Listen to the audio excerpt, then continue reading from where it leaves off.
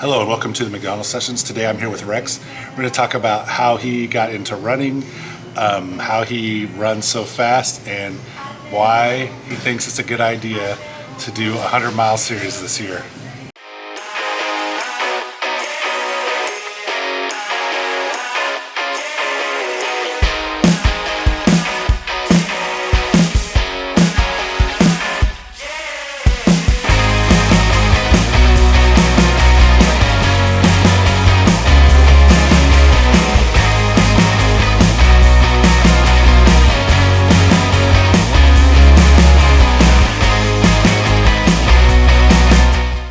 Okay, I'm here with Rex, and let's get started about your background. I usually start to ask people what they did in high school. So, were you an athlete in high school, or did you do any activities in high school that you can talk about? No. We were talking about video games a whole bunch earlier. So, he went to Fun Factory and the arcade a lot and played a lot of Mortal Kombat. We talked about a lot of old games like Paperboy. You got to be kind of old to know these. So, Dragon's Lair. So what did you do? Yeah, it showed my age a little bit. I thought I was so cool and so tough, but no, I would do things like steal election signs out of yards, and hopefully the statute of limitations is run out on that. I'm sure that if they want those signs back from the City Council of Liberty circa 1993, they're in my parents' garage. Still? Nobody throws anything away in the and like stealing cones and skipping school. And, yeah. But I never did any sports or anything athletic or any organized activity at all. Were you in any clubs? I was in the forensics club. Okay. I believe it because that's where all the cool kids were doing improv and yeah, not good enough, not smart enough for debate, but not athletic enough for teams. But you still want a letter, so yeah, it's always good to get a letter in school. So got to get a letter. Okay, so you got through high school with no sports activities. What about after school? After high school? What did you do then? Directly after high school, I went into the military. I joined the Army because I was going to go to college, and that was the way to get money for college. And this was in the 90s, and it's a totally different Army now. Back then, now when you go into the store wearing your uniform, everybody's thanking you for your service, but back then it was like, watch him. Make sure he doesn't steal. So I was in that, and they made you run in the military, and it was fine. I was always in the fast group. What's the furthest you ever had to run in the military? Oh gosh, there was... During the physical fitness test, it was a 2-mile run, and you had to do it within 15 minutes. Yeah. For like the basic to pass it. And the fastest I ever did it in was just over 10 minutes to get the top score. Yeah. And it was, I shouldn't have. I split a 6-pack with a girl that I liked the night before, and I woke up hungover and full of beer, and I just ran following somebody so that I wouldn't miss the turn. Yeah. And then I turned around and I followed him back so I wouldn't get lost on the way back to the start. And it turns out I got a 10-minute 2-mile run. Oh, nice. So that's the fastest I've ever run far. So is that kind of your introduction then to running would be in the military? That was probably, I would do like, when I was a kid, I would run and jog and stuff, but never like seriously. Yeah. I never thought of it as something that I was doing. It was just something else to do. Some people I've talked to that have been in the military, the things that they did there, they didn't really ever want to do after. So you were in the military and had to run a lot, and then you still like to run now. It didn't like ruin your enjoyment of it? No, it was like so many things in the military. It's when I got out, I didn't really care about it anymore. I didn't do it after I got out of the military until I got inspired to start running again. Yeah. And then it all started coming back, but just technique and stuff that I picked up while I was there. Yeah. How long were you in the military? 4 years. Good. 4 years, a nice long time. And then you had a big break between your military service and your running?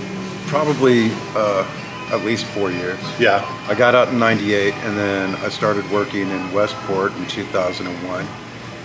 And what I say started me running seriously and regularly again now, post-military, was I was working the door at a bar, Buzzard Beach, and this guy... Is that still there? It's undergoing some renovations right now. There was a fire, and they haven't reopened yet. Oh. I think I went there when it was some 80s. It was, or maybe I'm thinking of the place across the street, but Yeah, you're probably thinking of the place next door. I used to do the pub crawls over at Westport, and those would always be one. It was always a really fun one too.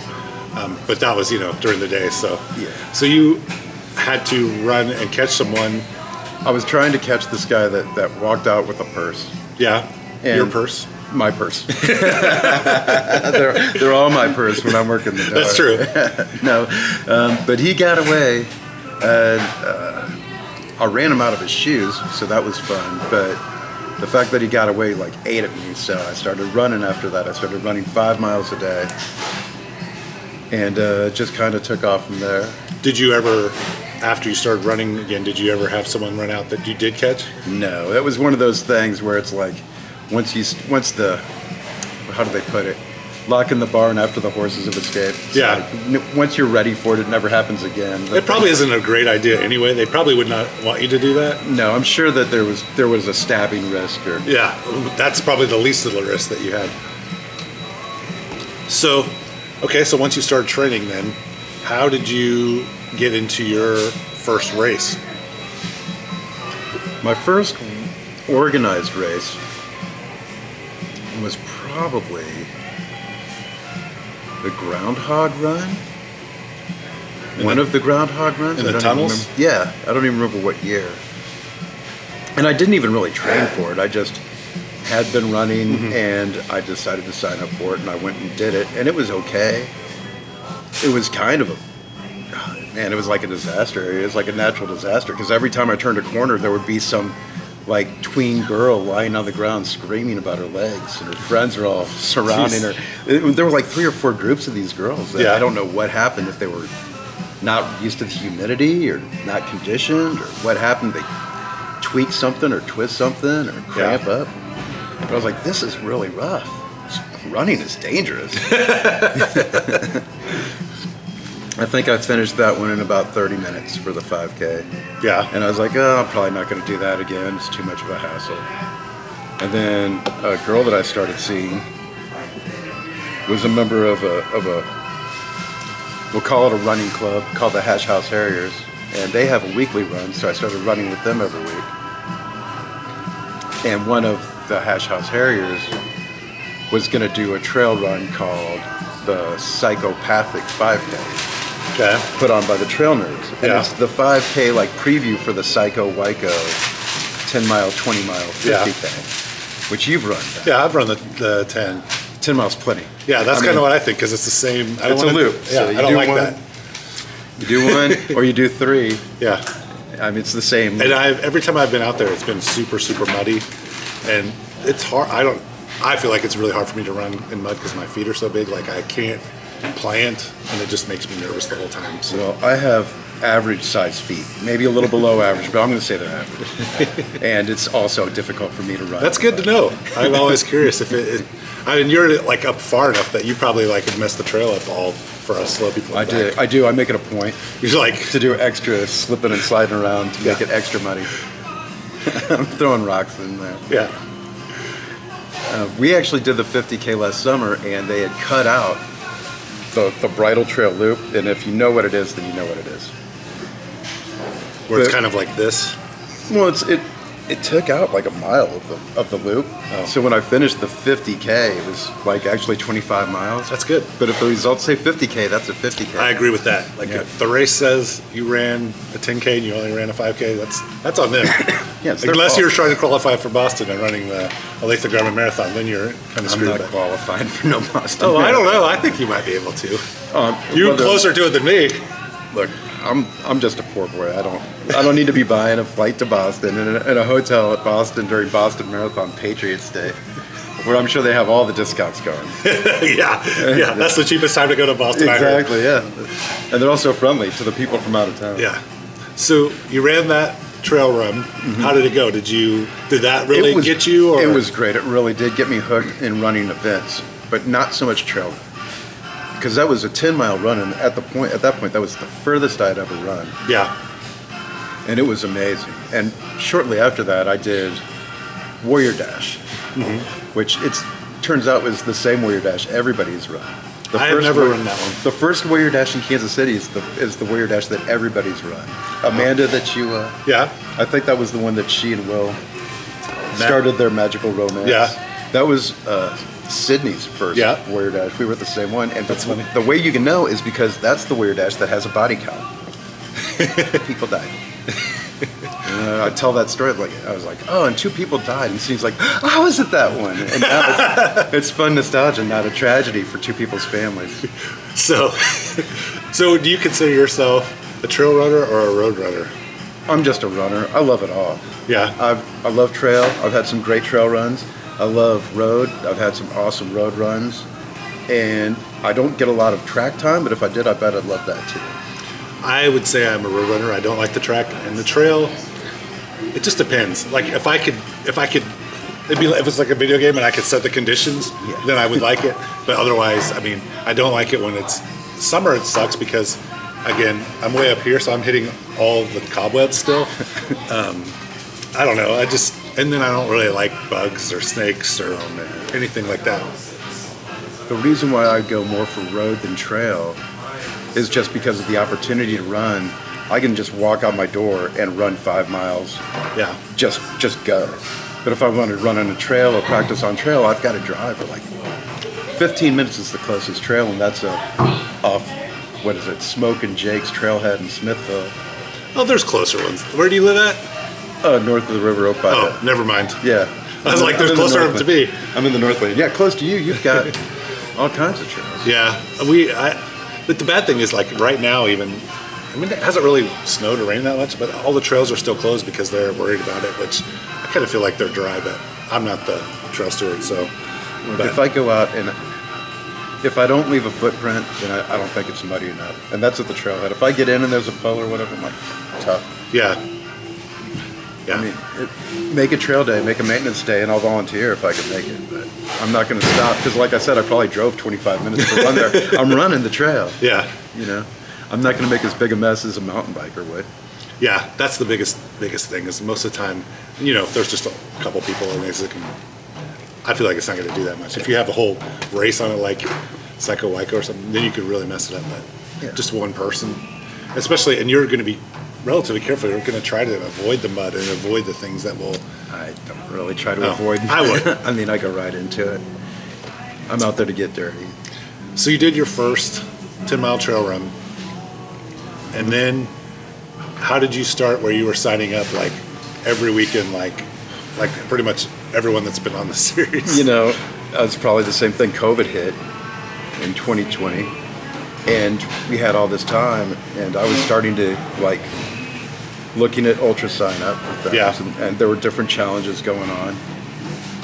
And Facebook really introduced me to a lot of things because they would show up on my feed because of the hash house areas, and that would lead to running, and then you get in one virtual thing that darned algorithm puts it on there on all of them. That's for sure. And like I see runs, I mean, I don't know about you, but I see runs all over the country, or actually all over the world that they try to tempt me with. Yeah, vacation races is on my newsfeed daily, and maybe someday, you know. Yeah. But it's awful far. So you started running those races. I started running in virtual races. I started doing, there's a company called RF Events in Michigan, and they have a lot of great events, but they're all like streak events, like how many miles, or run a mile a day in May, run a mile a day, and the Apple a Day Challenge in September, and they give you these awesome powder-coated stainless steel medals, and those were cool. Yeah. And then I got sick of that stuff though real fast. It's fun, but there's no real contact, so. Yeah, because I kind of do those anyway, and then I'm just paying extra for a medal, and I don't know. A medal that no one's going to get to see. Oh, I got my medal. Yeah, your family, you bring your family over. That's true. Like, yeah. Look at Daddy's medals. They're not really. You look at them. I look at them, but no one else is really impressed by them but me. That's why when they're in trouble, the kids get in trouble, you bring them out there. I'd be like, you should tell a story about every medal, and that's your punishment. This medal's about perseverance. This medal's about, do you know how many times I wanted to quit this, but I didn't? Yeah. Tell me again why you didn't take the trash out. So, I'm pretty sure the city told me I need to ask you the reason why you run. Like, that you have a different reason than most people do. That's news to me. I mean, what reason do most people have some people to lose weight? Yeah, stuff like that. I don't know. I'm sure that we've talked about it too. I'm going to be in big trouble for not remembering. Well, I asked you, so it's not my fault at least. No. So how did you get into the really long distances? Like what ultra made you do that? There was a movie that came out called The Berkeley Marathons, The Race That Eats Its Own Young. And I thought that was the coolest thing I'd ever seen in my life. These people are out there. Like, first of all, there's a guy that they let run the race just because they know he's going to drop out. The human sacrifice, they call him. And sure enough, he was the first one to drop out. They don't even keep it a secret from him. They're like, oh, you're They should invite me because I'll drop off way before that guy. Yeah, they should. You should send them your $1 and a flannel shirt. I think that's what the application fee is. And then there were, I tried my first 50K at Lake Perry Rocks, and that was a Trail Nerds race. And I was ready. Like, I trained. Yeah. I got everything ready. I did everything right, and I DNF'd. I missed a cutoff by so much that they thought that I finished. It's another loop race.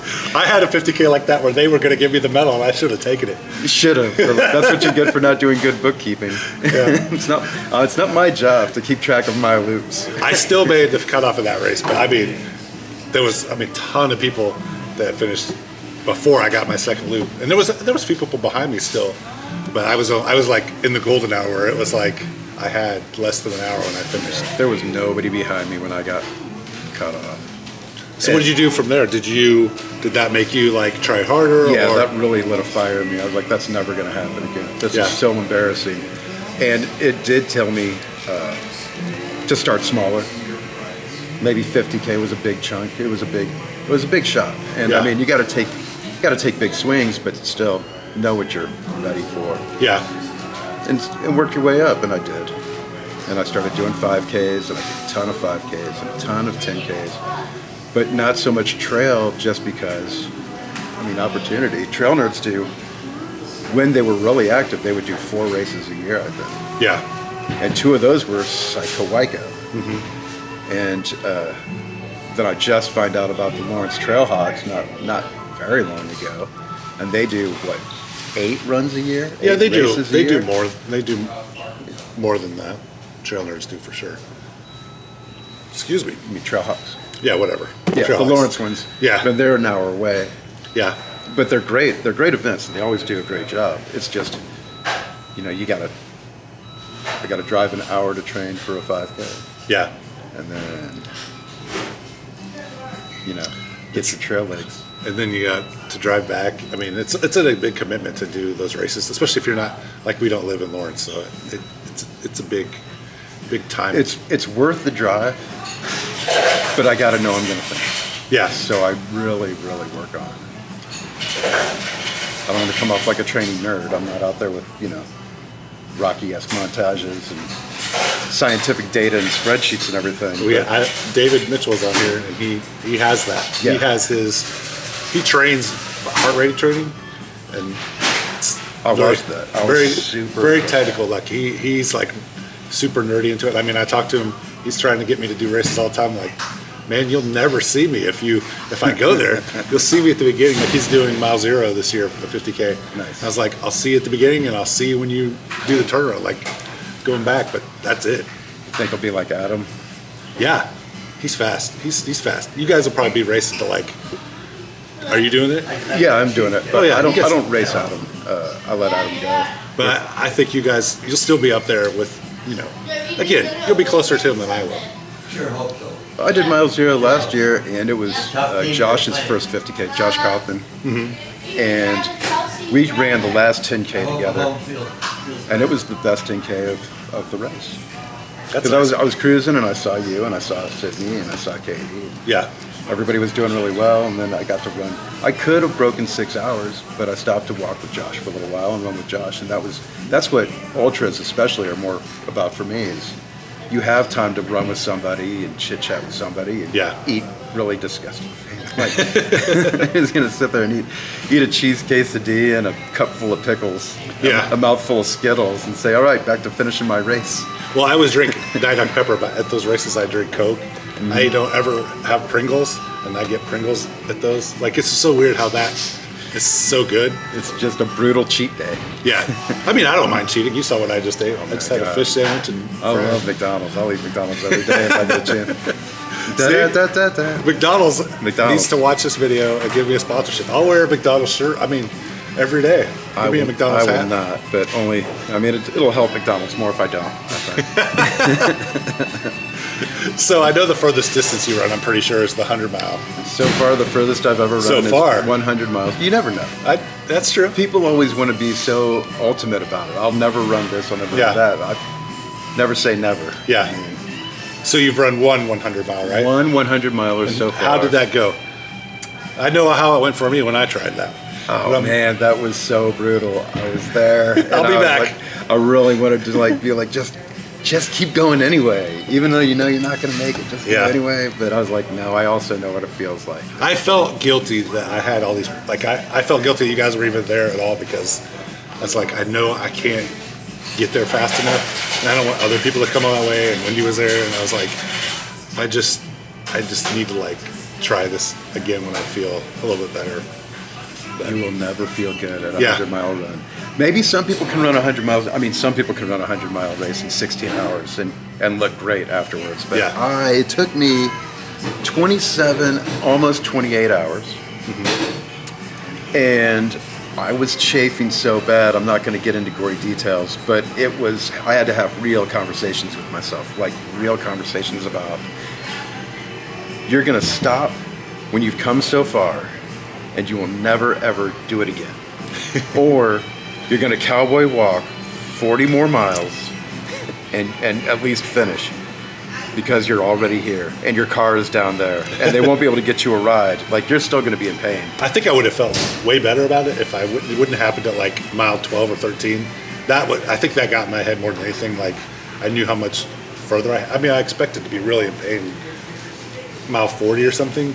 But this is just, it was so early that it really just messed with me. Yeah, I got really lucky in that I was so conditioned. Like, I was in great condition. I was probably out there at some distance that year. You might have been. It was 21. Oh yeah, I was not very long ago. I might have been doing the 50. You might have been. You know what? Because I saw you on the Who's Registered on the registration page, and I was so excited that you were there, because like I never saw you from different races. I did not see you at all.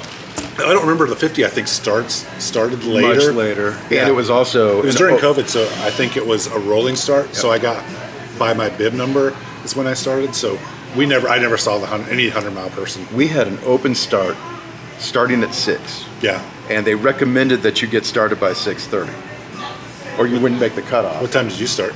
Like 6:25. I got up and I knew that it was a rolling start, so I went out there and sat in my parked car for a little while and got my head right, because it's tough to get started.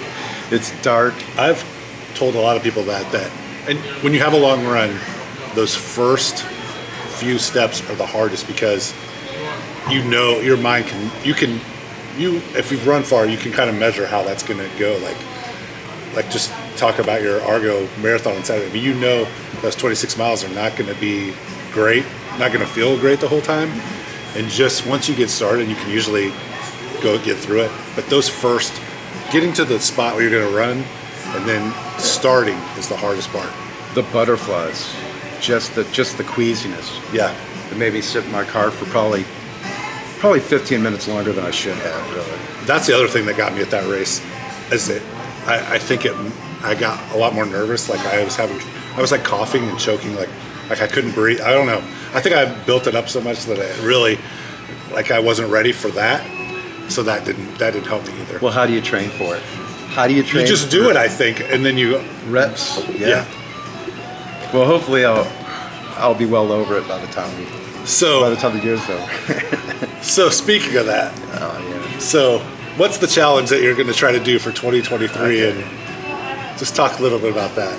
It's either called the Kansas Grand Slam of Ultra Running or the Grand Slam of Kansas Ultra Running. And It's the same thing no matter what. yeah, and I thought that it was kind of an abandoned challenge because I couldn't find any recent news or updates about it since like 2021, and this is 2023 right now. But then when I started it, Jenny Turflinger, Yeah. one of the heads of Midwest Endurance Race Company, was like, "Oh, we're going to be in it." I think I might have told her that it was in the Heartland 50 calendar, and it said like what races were in it, and then there's like some races you have to do. I think you have to do the Hawk, you have to do the Heartland 100. You have to do Honey Badger, and you have to do either the Hawk or what's the one in Junction City? Iron Will. Yeah. Iron Will, which is beautiful, but it's in Junction City, and the Hawk is right here in Lawrence. Run local. Yeah. So how many races is it? Is it 4? It's 4 of 6 possible races, and to be a super slammer, you have to do 6. And So I'm doing 6. You're doing 6? I'm doing all 6. I thought you were only doing 4, but No, that's even crazier. well, I've signed up for 6. We'll see if I even do 1. What are the dates for those? Are they pretty spread out? I have to look in my calendar, but they're mainly spread out. I think the closest, 2 of them are 2 weeks apart, and that's fine. What's the first one? The first one is the Prairie Spirit Trail 100, Okay. which was my first 100. And it's on the Prairie Spirit Trail, which is so great. So that means that when I ran the 50. That's 100% because that's good. And you've done that trail a couple of times. Yeah, I've run the 50K probably 4 times, the 50K or the 50 mile once, and then DNF 100. And then I've run, what's the half marathon? That Loggerhead. Yeah, I've run that a few Loggerhead's times. fun. So yeah. It's a great trail. So that is like a month and a half. Yeah, it's coming right up. Yeah. It's coming fast too. And then after Prairie Spirit, I think the next one is Honey Badger in July. I think, is Heartland first? Heartland is in there. Heartland in the spring is not 100, right? It's No, just we're the doing 50. just a 50 mile. It's just a 50 Yeah. mile. I even count it. It's fun because I'm signed up for the 50. I'm going to do that with Sydney, my sweetie Sydney. Have you done Heartland before? No, I was out there I volunteered. I knew you were there. When you and Sydney were going to do it, and she DNS'd, I had signed up to volunteer, and Yeah. I was out there. I forget the aid station, but The very first aid station. I don't know what it's called. But I was out there, and I was like, well, I'll wait on Clint. But You it was, just missed me. it was, yeah, it must have, because Yeah. it was just getting dark. And I was like, kind of want to get back to Sydney. Yeah, they said you just left like maybe 15 minutes or 20 minutes before. Which on your feet, 15, 20 minutes is nothing, but driving down country roads at 20 miles an hour, so you Yeah. don't get a flat tire. I don't even know how you get there because they didn't let crew come there, so they didn't give us directions. So I have no clue where that is. It's just you follow the country road. Just Yeah. follow the road. Same way you run it. Well, I don't think so because there's no car. I mean, I probably on that race saw 3 cars, like on the actual gravel part. I mean, there was no car, so you went a different way because I would have seen you. So I'll go back to town. that race is fun, but it's tough. I mean, it's not like Prairie Spirit Trail. It's up and down, and it's. I walked some of those hills. Oh, you did? While I was waiting for you. Yeah, I was doing 75 hard, which is a great fitness program if you're involved. If you want to get, No, I don't want to do that. No. I've seen it. I've seen people do it. it's a lot. I mean, it's pretty involved. It takes over a whole chunk of your life. Yeah. But I was doing that, and one of the things you have to do is a 45-minute workout twice a day. So my 45-minute workout that day was walking up and down the hills, Yeah, and I'm like, it was a workout. yeah. It's rough. It's like- going to be I was a challenge. telling Sydney that when we were training for Argo, I was like, yeah, this is what Heartland's going to be like, only it's gravel and dirty. Yeah, I mean, I think if you had to ask me which one is, I would rather do Heartland because it's so much prettier.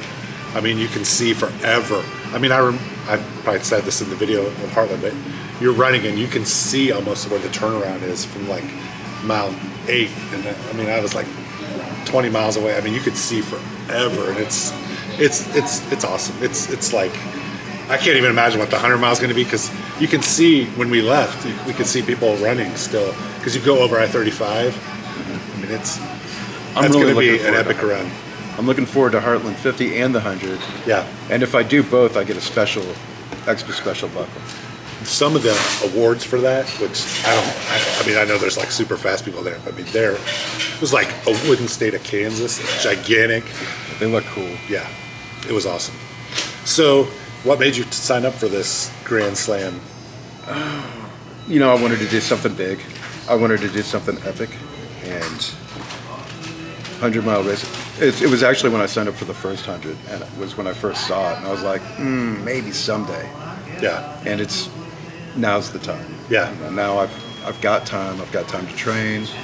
I've got time to do it. I've got enough money.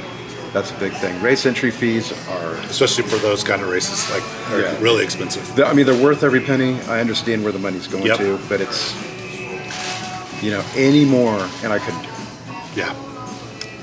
I mean, this isn't like the Disney races where they're expensive and it's like just because it's Disney. This is like it's expensive because it's so far. You have to get permitting. You have to get insurance. So many people.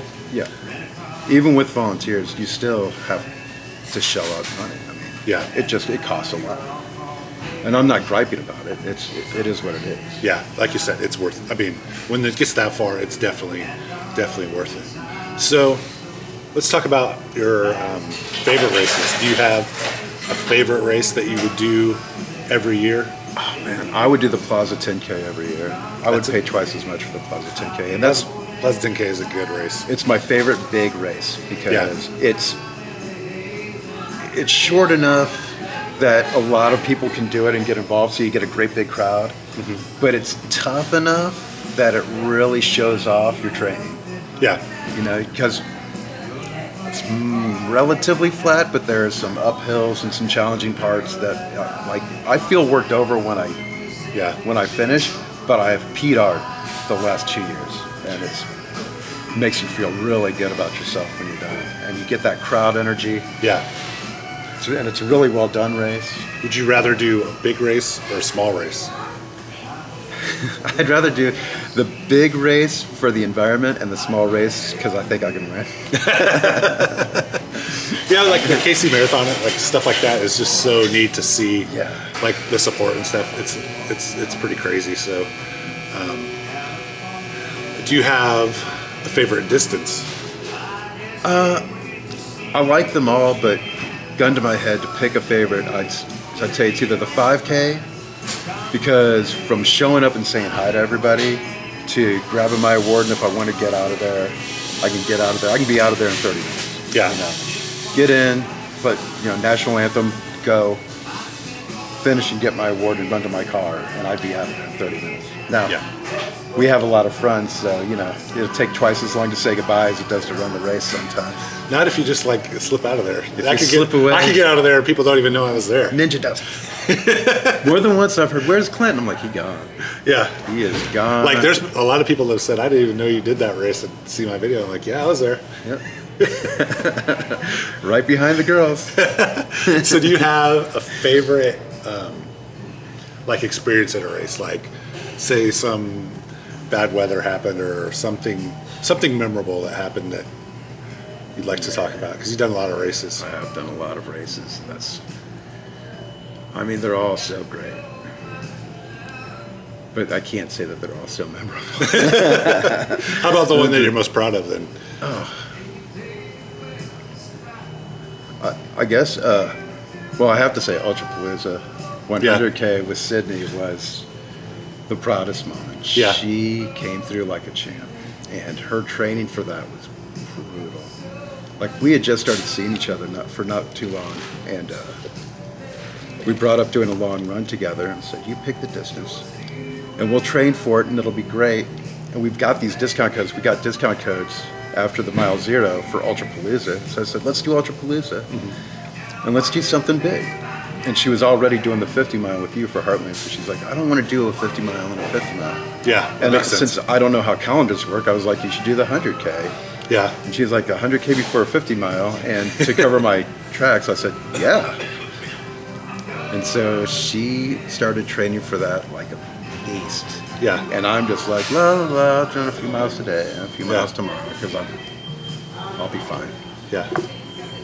But she came through that like a champ, and I was so happy to be part of that. Yeah. I've been in a lot of races where I've run with people what's their furthest they've ever done, or even like people's first 5Ks, and that's really fun. I mean, It is more cool to be with somebody for their first time than it is to have a first time, I think. it's surprising how many people think. I mean, I feel like if you can move pretty well, you can get through a 5K. Like a 10K is pushing it more. Like if you're not in good shape, and then the half marathon's like you really probably better be training. But a 5K, most people can, gut their way through if they're in relatively. I mean, I've had people that didn't run really run with me, and they I feel like super nervous. If you're ambulatory, if you're mobile at all, you can get up and just go do a 5K. Mm-hmm. I sincerely believe that there's never a cutoff. Yeah, and You'll it doesn't have mean plenty you're of gonna time. be like up with you, but And you're probably not going to have a very good time. Yeah. But you can spend a couple of hours, go for a long walk with somebody, and you get a medal and a shirt sometimes. yep, Free banana. And you've done something. A Yeah. 10K, like you said, it's a little bit tougher, but you could probably still do it. I think so. Yeah, anything after a 10K, then you're really going to want to train, and you're really going to have to decide, like, is this something that I'm going to be able to do? So for like your 100-mile or just the training for this Grand Slam, like how do you get motivated to go outside like this weekend when it was, 3-degree wind chill? I'll tell you a good motivator, something that will absolutely get me going is if I sign up for a race, I'll go and do the race. But if there's not a race, then it takes everything I've got. And any excuse to not do it, I'll take it. Like I have the worst discipline. So I really have to keep it in the front of my mind that I've got something super painful is going to happen to me if I don't get out there and do this today. Yeah. And that gets me going, and that's how I get myself to do strength training, which nobody likes to do strength training. Yeah. So I have to make it super easy to do, and I have to keep it in the front of my mind. Like if there are hills that will kick your ass. Yeah. If you don't start doing some squats and start doing some lunges and start going up and down some stairs, you're going to be in serious trouble. Yep. If you don't get out there and run the 6-mile loop instead of the 3-mile out and back, you're going to be in serious trouble. Yeah. If you don't get at least one long run in this month, you're going to be in serious trouble because it's so easy to I'll just do my loop and then I'll go see what everybody's doing. Yeah. I'll run 3 times this weekend instead of one long run. It doesn't work that way. It's a bad thing that's why you got to really be careful with loops, because especially once you get out there, you can talk yourself out of it really easy. You really have to put your car where you're going to be so far away from it that you have to decide if you're going to make it back to your car or not. Yeah. So if you keep coming back to your car, when you're tired, you'll get in your car and go. Yeah, I just saw that the Sweetheart race is going to be, I think last year they did this, but it's not 2 loops. It's like a loop, and you go out on Indian Creek Trail or Tomahawk Creek Trail. So I like that. I do not like a 10K when you have to see the finish. I believe we're doing the 5K because that was the only option for the team. So Sydney and I will be Done before I get to the second loop. right. We're very fast. Yeah. Sydney's pretty fast. Believe it or not, she doesn't believe it, but she is super fast. I've seen her get really fast before. So, So when you're actually let's say you're in that 100-mile, like how do you stay motivated during the race? Like, do you have mantras, or do you yell at yourself, or how do you keep yourself going? I have a lot to think about. I have a lot of things to look back on. I have a lot of nostalgia. A lot of memories to relive and modify. I think you have a lot of experience too, because you can always, especially now, you can always say, hey, I did that 100-mile. I do know once I did that first 50, when I got to the second 50 mile, I knew I could do it. I didn't know if I could do it fast enough to beat the cutoff time, but I knew I could get to the end. And then with the 100-mile, I had a lot of a doubt, so it was a big difference. Like at the 100K there, I think I'm pretty confident that I can get there, even if it takes me till noon the next day. I might have to use the whole time, but I'm pretty confident that I can do that. I know you can do it. I really think you should do the 100-mile again. I'm gonna try it. I think if you tried it again, you would make it for sure. I believed in you the whole time this last time. I still believe you could have done it. I don't know what got in your head that made you stop, but I'll bet it was more up here than in your back. Yeah, it definitely was. I mean, I'll bet your back started to feel better as soon as you started driving away. it was bothering me for like a week after. Oh, maybe it was a serious thing then. I'm not a doctor. Yeah. Barely a patient. Okay, so we covered your lack of activities in high school. Yes. Your military experience. Covered how you started running. By accident. Purse thief. Yeah. And then how you started getting into further distances, your ultras. And then we covered what you're going to be doing this year, which is totally insane. Ridiculous. Yeah. I don't know who let me do that. You should really have to have somebody sign off on ultra sign up with you. They need Do something two authentication, like when someone tries to sign in your Facebook. They need an at least "Are you sure?" button. Yeah, or like wait 3 days. Yeah. Sign the waiver. They're like, "We'll get back to you." Yeah, to make sure you still want to do it in a few days. And then we talked about like how your mantra and your motivation. Is there anything else that you would like to cover? Anything else that people should know about you and your running? Oh man, just put on the spot, not draw a blank. That's okay. Normally, myself is my favorite subject. I can talk about myself for days. But So when you run, are you excited to run? Like yesterday, were you more excited to run the race? Or were you excited to like see all the people there? oh man, I was really excited to run that race. But kickoff, that is one of my favorite courses. Yeah. It is really. I don't know why either. There's nothing really special about it. Maybe it's because it cuts off one lane of traffic, and I love like being in people's way. Yeah. Distracting, like ruining someone's day with my foot race. I'm that guy that loves marathons because it's going to shut down downtown. Yeah. So I love that, and it had been a long time since I've seen all our running friends. Yeah. I really dig group runs. Yeah. Because you get a lot more talking to people that normal people only get to see on race day. Yeah. So that's a lot of fun. I really dig the social aspect of it. And the more you race, the more people you get to know. Yeah. It gets to be kind of nuisance sometimes. You try and take a selfie, and all of a sudden there's 80 people trying to cram themselves into it. Imagine holding a GoPro the whole time. Oh But my no, God. it doesn't really happen that much because I'm usually pretty shy and I don't have it out all the time. I'm not, No, I know. I've tried to get in your videos for a year, and you're just it's like, come on, Clint. What do I I got got to you. do? You're in the Cactus Roulette video. I am in the Cactus Roulette video. Nice cameo. I felt extra special. Whenever I hear you talking to people that aren't there, I'm like, oh, I'm going to be in this video. Like, we just found Rex. Like, yes. God. I'm in a St. Patrick's Day video, too. I like intentionally position myself where I could see everybody coming to the finish line. Yeah. And I saw you with your GoPro. I'm like, oh, I wonder if I'm going to be in this video. Now, every time I watch that video, I see me with that dazed look. Am I in the video? I'm really not trying to get other people in the video. Like, I'm not trying to, like, I don't know. I don't. A lot of people don't like to be recorded. Sometimes. I mean, some people, don't really have a choice because they're just there. But I'm not trying to, like, I don't know. Alex I'll always interview him after a race, but most people I just want to leave, and I'm not that social anyway. I will talk to people, but I don't talk to everyone. Like when there's like a big group there, it makes me super nervous. So I never know what to say, or I feel like. What are you nervous about? I just feel really weird. I'm very introverted. It probably seems weird. I can tell by your YouTube channel. Yeah, I know. When I started my YouTube channel, I always thought like, what would the best case scenario be? And, like, it would be that people at these races would know who I was, And now you do. and now I don't like that. I like it. I do like it when people come talk to me, but it's also very stressful. Best case, worst case scenario. Yeah, I hope everybody knows me, but not everybody. yeah, yeah. I mean, I've started a blog. I've got like 8 entries in it. I haven't launched it yet. It's just for me. See, that's the way the videos are. Like I do like to look back at them because it is.